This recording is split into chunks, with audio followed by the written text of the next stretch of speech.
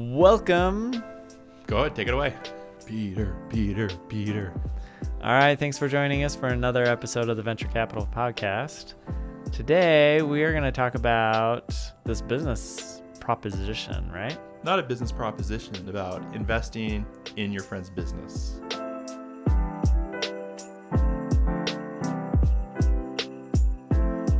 Have you ever done it? So, full disclaimer, this is not legal advice. This is not financial advice. This is only for the purpose. This is not investment advice. Investment or financial, only for the purposes of entertainment. Basically, in the last week, Reddit, the entrepreneurial forum, a comment popped up, and I thought it might be just kind of like an interesting topic because it's along that, it's technically venture capital, it's investing, and it's specifically investing in a friend's business. Maybe I'll read the first part of the comment. Oh, you went to the deep dive. That's why I didn't see the other part. It says, my friend has asked me to invest in her business. She has a lot of experience in the sphere and is offering me 50% of the profits that the business makes. And to invest 100% of the cost up front, is that a good idea? So you can go deeper. No, we can just keep it at this level. Yeah, I just want to keep it at this level. Yeah. I didn't need to go deeper, but we've got the link, so you can see it below. Yeah. But what are your thoughts, Peter? Like, when I saw this, I kind of cringed. Why did you cringe? So I think the challenge is there are certain market terms that I think, whether you're big or small, are kind of best practices. And when you don't do it, it'll bite you later. So, for example, about 10-ish years ago, a company that sold modest clothing came and they wanted to get investment, and the investors found out that there was this silent partner who no longer contributed, who did not have a vesting schedule, who had 30 or 40-ish% of the business. And the investors claimed that that was a deal breaker for them. They wanted to invest, and I think they were very, very serious, but they didn't want to work, because I think not only was it going to be an actual cash investment, but they were going to spend a lot of time mentoring the founder. Yeah. Because they were going to go into big box stores. And they did not want to have almost half of everything they do go to this inactive individual. And this person, I think it literally killed the deal. And they know, and because the person was like, why are you pushing me out of the business? I'm getting screwed. Yeah. And it literally blocked the deal for their friend. So the challenge is, like, when I see things like this, you know, they're great, but if you get any form of success, it turns into a burden and it creates, I think, negative feelings. And it's like, how do you get out of it? Yeah. I don't know. But then again, you could say a win's a win's a win.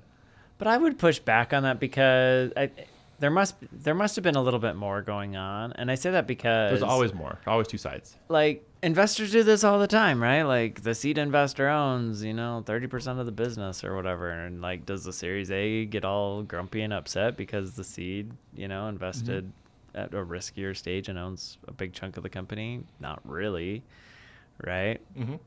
So, I don't know. The problem is when that person is, like, really hamstringing the business, right? And makes it difficult for them to hire more people and so on and so forth. Like, the things that I see that, like, really kill deals, I mean, maybe it's the fact that they own, like, 40% of the business. That could maybe be part of it, right? It was either 40% or it might have been 50%. Yeah. See, those numbers actually do get challenging because there's just not enough equity left to keep the person that's running it day to day incentivized at the end, right? Which is, I think, a huge problem.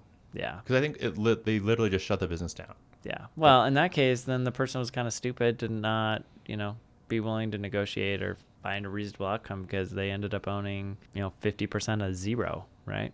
But I think a lot of people, they don't have the foresight. Yeah. And then they get into these shootouts, and the shootouts happen, and it's like, kind how of did we playing end up here? chicken and end up, both dead. Yeah. Yeah, no, it's an interesting point.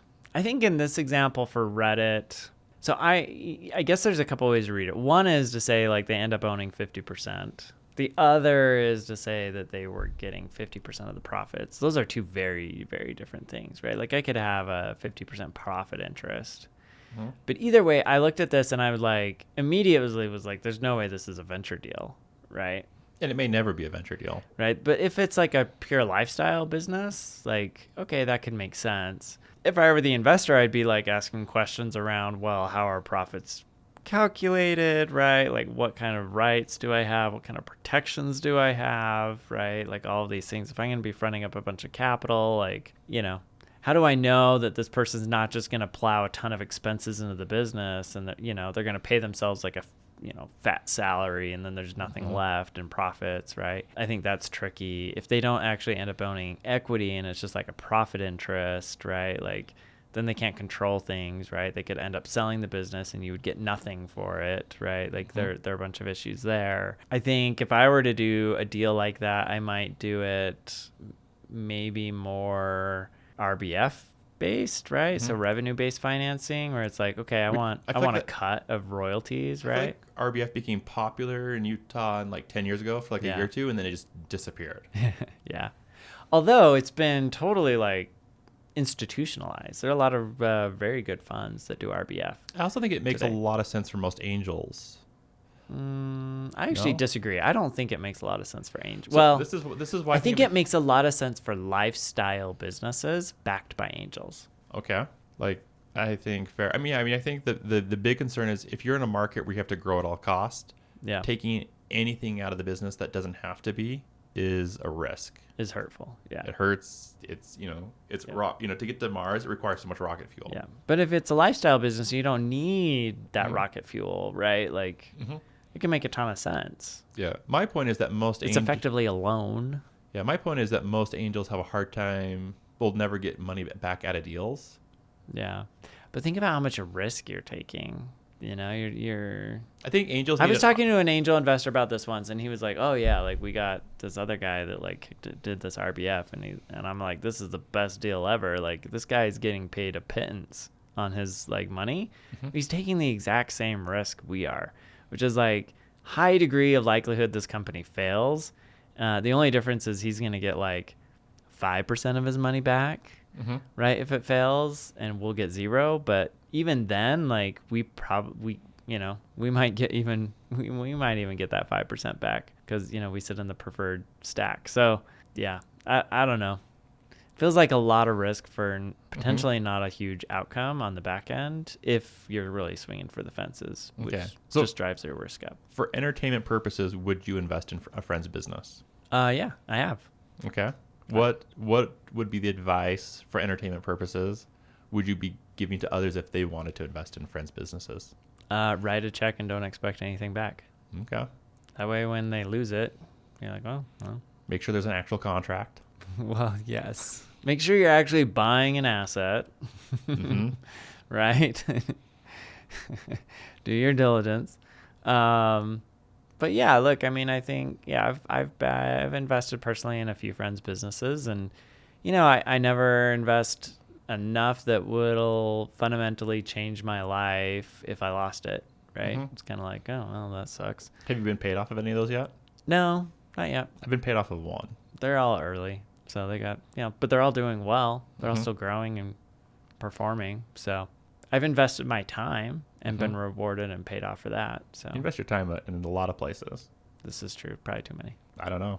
I've always been appreciative. I just love it so much. All right. What other advice do you have for investing in your friend's business? I mean, my number one is don't invest more than you're willing to lose. And you should never assume you'll never get it back. So usually, like if I do a deal, it's more ultimately, hey, I want to help this person out, and I don't really care what the terms are. Yeah. Hey, here's a way to kind of. Yeah, but the other side of it is like the investments I've also made in companies that I'm excited about, right? Like, but you're also writing much bigger checks than me. Yeah, well, maybe not. But either way, like I kind of look at it as, maybe I'm helping him out, but like I also am a believer here, right? Because I've had other friends that are like, hey, I'm raising money. And I'm like, yeah, well, good luck. Okay. Right? Just because you're my friend doesn't mean that I'm going to write a check. True. I think you've got like a close-knit group of friends. Yeah. It's different. It's different, but I don't know. I still have to have conviction around the deal. Otherwise, I don't know. Like giving people money, in my opinion, doesn't always solve problems. You got to solve your problems first and then raise money. Okay. More money, more problems. All right. Well, sounds good. Well, what do you think? What do I think? I would generally avoid it. I think it creates too many issues, and it's hard to give money and not have expectations in return. So even if you think you're in a good spot, at some point you're probably going to be in a crunch. And you're like, hey, I really need that money I gave you. And then when they're not willing to return it, that's going to create negative animosity. So the cost, I think, ultimately is higher. It's almost better to give That's it fair. to friends or family as a gift. Yeah. Not that you should be giving as that. But I think, I don't know, maybe the difference for me though is because this is what I do for a living. I have a very different approach and perspective on that money. Like, I don't view it as a loan. Like, I'm never, once I write that check, I know I'm never going to go back to them and ask for it back. But I think that would make you unique. Yeah. I know, that's kind of what I'm saying. I'm like, I kind of have a unique perspective on it because this is what I do. Mm-hmm. My advice is, if you give someone money, there's a chance that you will never see that person again. That something will go off. You'll never see that person and again. Is the risk worth it? Because I think it's hard to give someone substantial cash, whatever that is, whether it's $2,000 or whether it's $20,000. And then what happens if they blow it and then they feel embarrassed and never want to come back to you? Or like you see them go skiing. Yeah, like that's part of it. That's actually a really interesting point. A buddy, Zach Oates, was talking about that. Yeah. Where the entrepreneur just disappeared. Hit so much guilt. Every now and then you see this where like this entrepreneur will literally just disappear, move 10 states away, and it's just like, I've always assumed it's just immense guilt that they're dealing with. Yeah. Well, I mean, it kind of makes sense, right? Like if I invested money into a company and it failed and I didn't have this professional like outlook on it, I would be kind of pissed if I saw him like out skiing and living the good life. And I'm like, what the heck, man? Like, remember all the money I gave you and you like lost it all and now like things are on the rise for you, but like you're skiing in Vail. You're skiing in Vail and here I am like, and I gave you $2,000. Yeah. Gave you 10 grand. Gave you 10 grand and you lost it. That trip was 10 grand. Yep. Now, I don't know. People get super emotional about money. It's tough. It's tricky. I don't know. Yeah, I don't know. For me, I guess at the end of the day, you got to just know yourself, right? Like if you can honestly like write that check and be like, it's gone. But I think that's right? a rare thing. So then go for it. But if you're not and you're going to be emotionally tied to it, then probably not.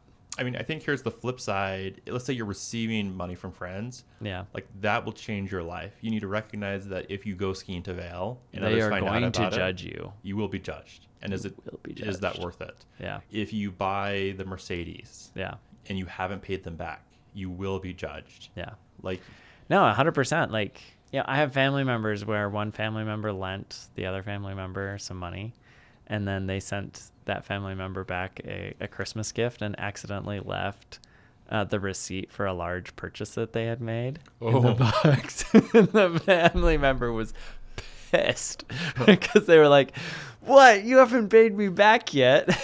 You went and bought this like really expensive thing. Right?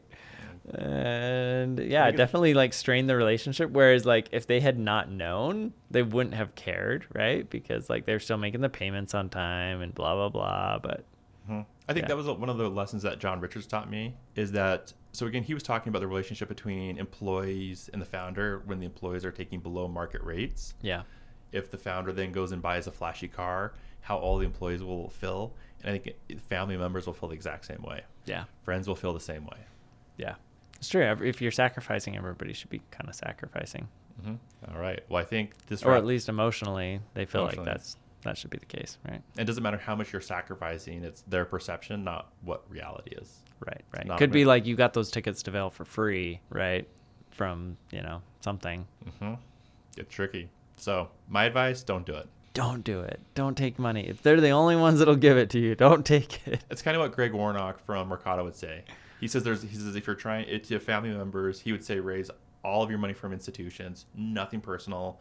But then if he's an institution, he wants to see you've taken money from friends and family, and that there's like immense skin in the game. Yeah, because you want those Christmas dinners, Thanksgiving dinners to be good, not a bunch of grumpy, friends and family. Where's my money? That's fair. I mean, that does beg the question, right? Like, does taking money from family like really crank up the motivation for you to like go out and crush it? And maybe some people need that. I don't know. Maybe one last point. When I was doing Tiny Torch and I was like super broke and trying to make things work, I had a friend. So he says, I won't invest, but I'll help you cover your living expenses if you agree to pay me back. Yeah. And I think he helped for like 3 or 4 months. I paid him back plus interest, plus like a big thank you. Yeah. And like to me, I was just super, super grateful. It's like one of like the super dark moments in your life. You're like, how do I get through here? And he's like, I believe in you. Yeah. I'm not going to take a huge risk, but I'm going to make sure that like you're fed.